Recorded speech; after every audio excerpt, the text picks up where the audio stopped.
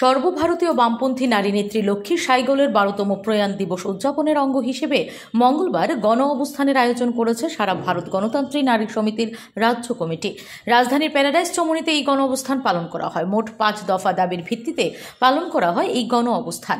এদিন প্রয়াত নারী নেত্রী লক্ষ্মী সাইগলের প্রতিকৃতিতে পুষ্পার্ঘ্য অর্পণ করে শ্রদ্ধা জানান বামপন্থী নারী নেতৃবৃন্দ।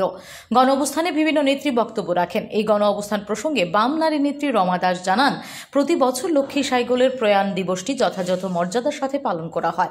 কেন্দ্রীয় নেতৃবৃন্দের নির্দেশ মতে এবছর সমভারতীয় ভিত্তিতে 3টি দাবি যথাক্রমে স্বাস্থ্য, শিক্ষা এবং কর্মসংস্থান এবং স্থানীয় 2টি দাবি যুক্ত করে মোট 5 দফা দাবির ভিত্তিতে এই গণঅবস্থান পালন করা হচ্ছে। সারা ভারত গণতান্ত্রিক মহিলা সমিতির সর্বভারতীয় আহ্বানে সারা দেশে ভারতবর্ষের স্বাধীনতা সংগ্রামে বীরাঙ্গনা যোদ্ধা দেশনেত্রী প্রয়াতা লক্ষ্মী সাইগলের 12তম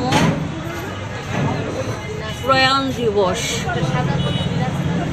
এই প্রয়াণ দিবসটা আমরা প্রতি বৎসরেই অত্যন্ত মর্যাদা সহকারে পালন করে থাকি, লক্ষ্মী সাইগলকে স্মরণ করে থাকি এবং সেই সঙ্গে আমাদের দেশের নারী আন্দোলনকে এগিয়ে নিয়ে যাওয়ার ক্ষেত্রে লক্ষ্মী সাইগলের যে কর্মধারা বা তার যে আত্মত্যাগ, তার যে বীরত্বপূর্ণা, এটাকে আমরা আমাদের চলার পথে পাথেয় হিসাবে শপথ গ্রহণ করে থাকি।